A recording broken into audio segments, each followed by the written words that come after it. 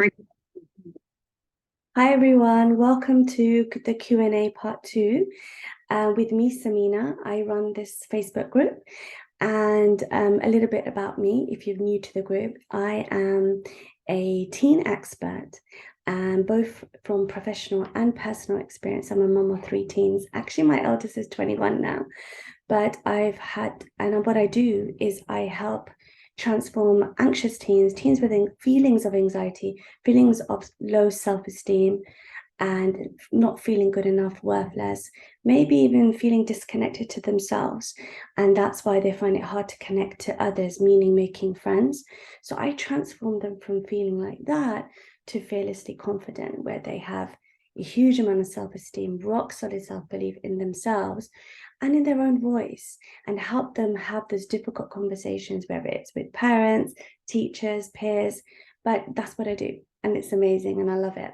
So why I wanted to do today was part 2 Q&A, because I've had a little Google form you've seen in the Facebook group where I've had people submit questions. So one of my questions that I didn't get to do was, okay, before I do that, just to remind you, remember, mums, you are doing the most challenging or hardest job in the world, and as we say in Islamic tradition, paradise is under the mother's feet. And we know that as mums, we have a right, 3 times as much right to our teens' love, service, compassion from all of our kids compared to their father, right? And like I said, that's an Islamic tradition that we can all benefit from, whether you're Muslim or not. So you're important. We all are. And we're here together in this group to hold each other up, fix each other's crowns, and cheer each other on. Okay, so this is a safe space. Just want you to remember that we all come from different cultures, different sort of walks of life, but this is what we're here for, to try and support each other. Okay, so one of the questions that came, which I thought was really interesting, and I've kind of used in my post, I think on Instagram as well, is how do I know my teen is not being lazy or overdramatic and is feeling anxiety instead? So that was the question. All right, and I think I'll just copy that and put it into the chat so that you know what I'm answering if you're catching the replay. If you are catching the replay, just put hashtag replay so I know you were here. I know you stopped by. And of course, you're welcome to leave your comments and questions too. All right. Okay. So what my answer would be to that for that mum, all right, and I hope that mum, is watching, she gets to listen to the answer, is I would say first look at your teen symptom. Look at the symptoms and then share those symptoms with a health professional, all right, a doctor, to make a proper diagnosis, etc.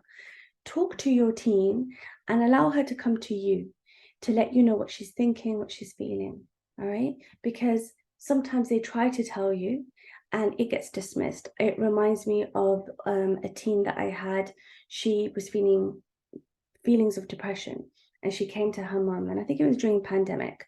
And she said, Mom, I'm feeling really low, I feel really depressed. And the mum dismissed it and said, well, everyone's feeling depressed. And then unfortunately, from then on, she just went inwards. All right. And she just got stuck in her spiral and her loop of thoughts. And she didn't feel that she could come to her mum in a safe way. And, of course, that mum didn't mean it. Like any of us, we don't mean it. It happens, we've got other things in our mind and this is how we responded. But, we need to obviously reflect and take ownership and think about it, try and do it less, right? So anyway, when she does come to you, talk to her, let her express herself. But just for you, so that you know, things, and of course, many of you mums are here because your teens are expressing symptoms of anxiety, such as stomach aches, all right, dry mouth, heartbeats really fast, they can hear it ringing in their ears, breath is difficult or rapid. These are all symptoms of anxiety. Sometimes, it comes up as migraines or eczema and they're scratching and psoriasis, things like that. But there you go. Those are the things, and you probably can relate to that. And if you can relate to those symptoms, let me know. If there is any new symptoms that your teen has and you know it's anxiety, please put it in the comments. That would be amazing. Now, just as a side note, what is anxiety? Well, we know it's a normal reaction to danger, okay? We know that when we have anxiety, it's like a physiological response for us so that we could either run away or we can fight our way through it. Sometimes we freeze, okay, and get stuck like a rabbit with headlights. We freeze, and we can also fawn as well, which I'll talk about in another video. Otherwise, I'll go on and I'll answer your questions. Now, it sounds like for this mom that her teen is stuck in her thoughts, right? And she's stuck in her thoughts about possibly how much work she has to do. Maybe it feels like it's a mountain over her, and she's stuck in this loop of thoughts. There's too much to do. I can't do it. I feel stressed, but I need to do it because the deadline's coming. Okay, I'll start now. Maybe it's a Monday morning like now, and she starts now. But where do I start? There's too much to do. And then she loops right back to where she started, right? And you can probably see that. And this is how she's more likely feeling. There's a couple of things there, but I'll get into it. But just so that you know, in her memory, in the amygdala, the small part of the brain, there is a stored memory of something that made her feel stressed, made her feel anxious. And it's stored up there in the amygdala, and it keeps firing off whenever there's a trigger, like now, seeing the mountain of tasks that she's got to do. And that fires off nerve impulses, creating a neural pathway that her body's responding to. So it's real. It's real. The stomach ache, the heartbeat, the breathless, the dry mouth, all of this is real. Okay. The neuroscience backs up what she's feeling. Unfortunately, you as a mom or a carer, you can't see that. You can't see that neural pathway, right? All you know is that she's sitting there being lazy, stuff to do. She's not helping out at home because she's got exams to do, she's got work to do. And you just see her zoning out. Unfortunately, that zoning out is a symptom, right? She's stuck in that loop of thoughts, all right? The thought, feeling, action, which in this case is inaction. And sometimes, you see that as procrastination, but it's real, okay? And there are tools, okay? Good news, right? There is tools that she can use to try and counter those symptoms. And you must have seen this all over the internet. Box breathing, increase your inhale by 4 levels, 1, 2, 3, 4. So you go. When you reach level 4, hold your breath for 4 seconds. And then after that, deep sigh out. Sometimes known as physiological sigh as well. It really works. Whenever you're feeling a bit tense, I do it all the time. So do my own kids and obviously my clients. And there's another tool called the confidence anchor, which I really like to use. And this involves reframing the anxious feelings, thoughts as excitement, right? I also have a fearless confidence audio for you to rewire her inner voice to become an inner coach. So you go from inner critic to inner coach, which is really powerful, okay? And, if you want those tools, just type in the comments, tools, and I'll send them. And those tools are really good for coping, managing with anxiety. They do, but they do not release the feelings from the mind and the body. It's still stored up. All right, that amygdala is still storing it, hasn't been released from it. So what I would do, and this is the work that I do, I use subconscious rewiring. All right, it's really quick compared to standard therapy, and the results are fantastic. And you may have seen that all over my page about my testimonials. And if you want to know more about that, just let me know and we can have a chat and see if it works for you. All right, but just going back to the question, just make sure I've marked it. I've answered it. How do I know my teen is not being lazy or dramatic? Yeah. So, that's anxiety in a nutshell. Those are the tools that you can use. Really get the symptoms, go to a health professional, so that's true. And then in any case, I think I want to talk about that later in one of the other questions, about boundaries. That's coming up actually, I think, in the next one. So hopefully that will help. So in terms of if you still think you've given her all these things, you think she's being lazy, I've got the boundary question answer coming up soon. All right, so I'll do that for you. Right, question 2. it says, I want to, how do I develop closeness and a healthy relationship with my teen while setting boundaries, all without incurring resentment from the child. Now, like I said, I'm not a parenting coach, but as part of my work, obviously I work with teens there, to release the feelings of anxieties, low self-esteem and self-worth, release it from their mind and their body, so it's not stored up. So when they see a trigger, it's not coming again, right? So that's what I do. But of course, as part of that, I always work with the mums, and I'm going to launch soon like a package where we have mums involved, and they also get to have some of the subconscious rewiring, so we get everyone on the same page. All right, so that's going to be exciting, and I'll talk to you about that soon. Okay, so my answer to that, quick answer, is learn their love language. Now, you know there's 5 love languages. I won't go through all of them, it'll take too long. I can do that in another video, right? Now, you might be affectionate and, you would prefer, that's your love language, hugs, kisses, affection, physical stuff, right? And they might not want hugs, all right? Maybe they prefer acts of service, which is quite normal for teens, okay? When they were younger, of course, they kept coming up to you and hugging. And remember, it's, the hugs and the touch and the kisses, that was all releasing oxytocin. So there's all a neurochemical reaction, right? And that beautiful love cuddle hormone, like we say, oxytocin was being released, which is driving that chemical loop for the two of you to keep close. And we know that, and you probably miss it. I miss it too, right? Now, as a teen, they might not want that anymore, okay? So it's not something personal. It's not something personal. What they want is their love language is swapped. That's all. So you just need to learn, what is their love language now? What's their blueprint? Is it that they want acts of service? Like I said, that's really common. I know Dean Graziosi, in his lessons and coaching lessons, he said that his act of service for his young teen was just to bring him a glass of milk and cookies. All right, and that seemed to work. I can see you doing your homework here. I thought you'd like this. Done. All right, and slowly, by figuring out what works for my teen, and you want to figure it out. You don't want to say, oh look, I tried buying them presents, I tried taking them out, I tried gifts, I tried this, nothing works.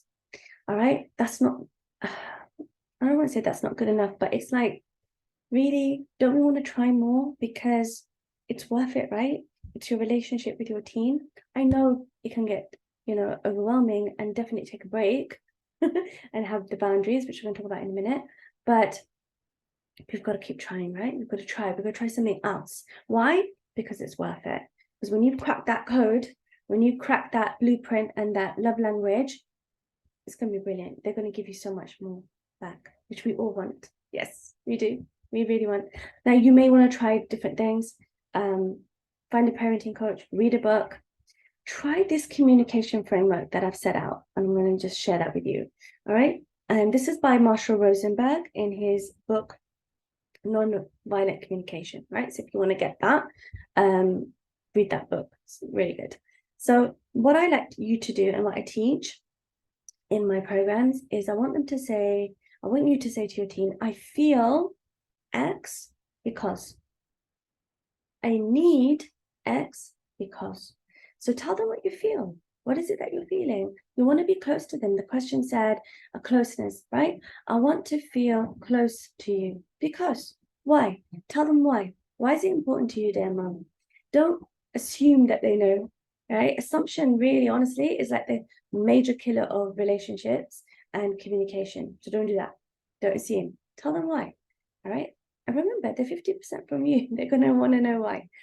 I need some quality time with you because I need to feel respected, because I need you to tidy your room because. Why? Why is it important to you? Now, remember, your teen will open up with you when they feel understood, valued, respected. And when they feel that they're allowed to tell you what they think and feel without you crushing it and just jumping on them and telling them why they're wrong. right? None of us like to feel that we're wrong, right? None of us do. We always want to feel like we're right. So there's a way, and especially with the surge of hormones going on, remember their brain has not the prefrontal cortex, which makes good decisions. It hasn't developed fully. It's not going to develop until they're around 25. All right, which is why lots of young adults, like you've got kids who are 20, 21, they're an adult, yeah, but their prefrontal cortex hasn't fully developed. So give them a break, give yourself a break as well. So they will open up when they feel understood and when they feel that they can speak to you. All right, so I've said that. All right, boundaries. Now you've mentioned boundaries in your boundaries are important. They're important for you to feel valued, respected, and you're a mom, like I told you, very important. Paradise is under your feet. But also boundaries, if you're going to erect a boundary, then remember your teen will too. They'll also have boundaries with their reasons. All right. And this is what it means by healthy, compassionate boundaries, where you are explaining why you need it, why it's important to you, and your teen will do the same. All right. Maybe you expect them to always have something with you. I don't know. But it's exam season and they can't do that, to go and see grandma and grandpa, something like that. I don't know. But they will also have boundaries. All right. So you've got to try and work together. Use that framework. I feel because I need this because. All right. Now, I want you to think, why do you need this boundary, whatever it is? Okay. Is it because I said so? Is it because you live under my roof? Is it because I'm the mom? Right? It don't land well. I'm sure you've tried it. I'm sure you put a lot of fire behind it and it didn't work, right? And the reason is, I want you to think about the purpose. What purpose is the boundary serving? Is it needed? Is it really needed? Is it a cultural expectation? Or do you feel worried that others will judge you? Maybe your husband, maybe the dad, maybe, peers, maybe your family. Or do you feel worried that others will judge you if your teen does such and such? So think carefully about your boundary. Why is it important to you? And then communicate that in the format that I showed you above. All right. Okay. So if you want your teen to feel happy with your boundary and not resentful, then you need to have to be fair and consistent. And that is important. And it's hard to do. I know it's really hard, just being honest, because, well, we all know how it feels when you're tired and you really just want to chill. You've done all the cleaning, cooking, serving, you've done your business and done your work, and you just want to chill on Facebook or Instagram, and they can see that you're sitting there chilling. That's the time they come and ask you for things. And it may be the time when you're more likely to allow stuff, whatever that stuff is, more screen time, not tidying up, not doing their chores. And, compare that to morning time when you've had your rest and your own self-care time and you are like on top of them, like a hawk, right? Homework didn't get done, phone, laptop, all this stuff, right? You're on top of them. So I know it's difficult, it's not easy, but be fair and consistent. The more you do that, remember the 80-20 rule, if the more you do that 80% of the time, it's going to give you ease. It's going to give you the ease that you want, and let them open up and get that relationship going. I hope that's helpful. Let me know what you thought of that for that question. All right, how long have I got? Okay, let's try and do this one as well. All right, so the next question is, my child doesn't feel confident enough to believe that they're smart. So I'm just going to put that question in the chat as well. So we've got it. There we go. All right, they feel like they're not confident enough to believe that they're smart enough. All right, so here we go. Now, listen up, everyone. We are all born confident. Something happened to make them believe otherwise. All right, something happened. Maybe they were called out. Maybe the teacher called them out and said, no, that answer's wrong. Maybe their peer said, their friend at school said, hey, I thought you were smart. Why did you get that wrong? Oh my God, I got better than you, but you're the smart one. Whatever it was. Maybe, I've had parents in parent-teacher conferences when I was a teacher say to me, the child did really well. They got like 80, 90%, right? Or something like that, really high grade. And the parents turned around and said to me and their child, what happened to the other 10, 15%? What happened? And I was like, jaw dropped. I saw the look on the child's face dropped. It was awful, all right? Because that's just like really telling them it's not enough. They have to get 100%. And unfortunately, that was the beginning of perfectionism, all right? Or the other way, procrastination. So something happened in their childhood, whatever it was, all right, to make them believe that they're not smart enough. Now, this is the problem, moms. They've got an unconscious bias towards not being smart enough. All right. And then they've taken that as an identity. I'm not smart enough. I'm not good at maths. I'm not a morning person. I'm not an exam person.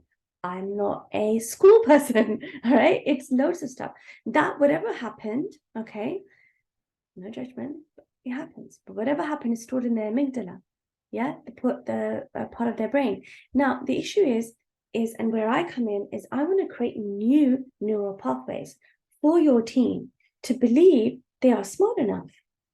They're smart enough to start a business, pass those exams, graduate high school, be a leader of a volunteer group, and give speech to parents or their peers. You know, whatever it is, start a gardening initiative in the local area, whatever it is, you know, volunteer at the local, you know, whatever.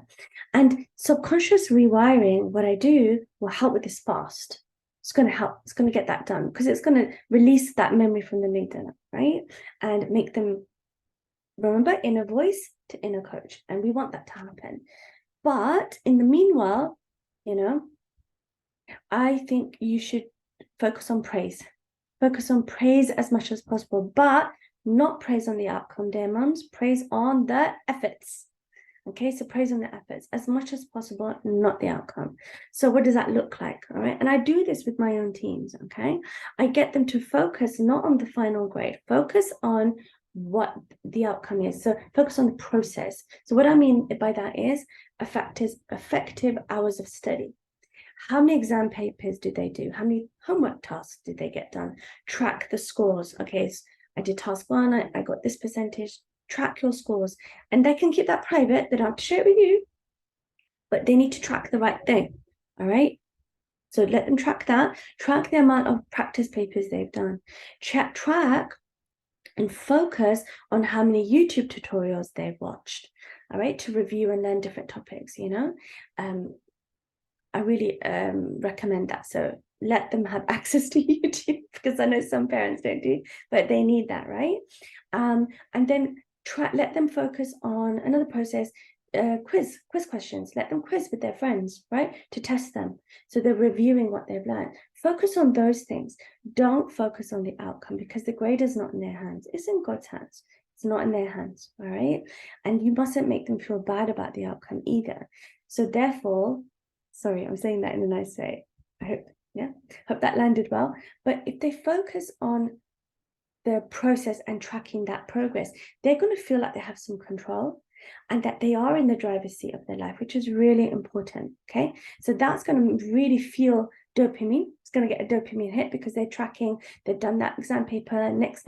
And those neurochemicals are brilliant. And we all want a dopamine hit, right? And it's better to get that dopamine hit rather than from social media vanity metrics, right? We want to get it from actually working towards their future and their life, right? So good. I hope that was helpful.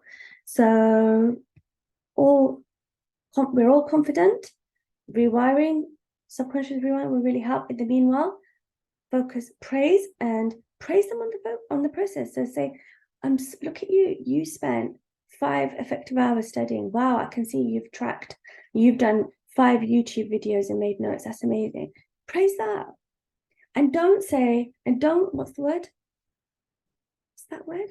Don't like counter it or neutralize their efforts by making a backhanded comment. I know, a little dig. Don't do that because then it's not what you want anyway. You know, you're their conscious, loving parent and they need that from you, right? So just be their little cheerleader. That's all you got to do. When they get off track, just focus them back and say, focus on the process, all right? I believe you can do it. Let's get, and maybe help them with a timetable if they need that. All right. Can I do this? Right, I've had another question says, I think it's written a bit weird, but I think what she's trying to say is that she has a child who sometimes is dishonest, all right? Maybe little lies. And she wants to know, is that dishonesty, like lying about stuff, is it to do with low self-esteem? So I'm just going to put that in the chat for you. All right. Is it to do with low self-esteem? My quick answer is I think it's to do with them feeling unsafe to be able to share or admit that they've done something wrong. Because maybe in the past, you know, like somebody spilled coffee or milk or something, and you tried to mop it up. Maybe someone screamed at them. I know in the past it was me, all right, hands up. I know I can be honest. It was me scream, why did you do that? Oh my God. And then rather than hearing the anger from me, they would just sweep it up under the carpet or hide it or something like that, right? And then not own up because they're scared of our reaction, like they don't feel safe.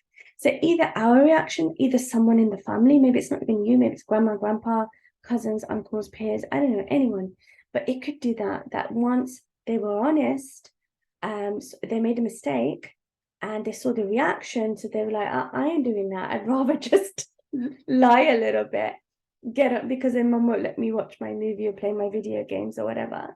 And it just seems easier that way, right? So then our job as caregivers and as moms is to try and create that safe environment where they're feeling like it's okay. It's actually best just to tell mom, mom's cool, she gets it. And maybe I'll have to do an extra chore, or maybe I'll have to clean up before I get to do my chill time and my relaxing time, but it's all right. So you've got to do that. You've got to create that environment and mean it, and mean it. Whether you need some, time out for yourself so that you're not super stressed and giving them that stressful face, which we do. All right, especially for myself, working mom. I've got teens, they come to me just at that moment when my energy level is so low. And it's like, okay, I need to do this. I need to give them the best of me.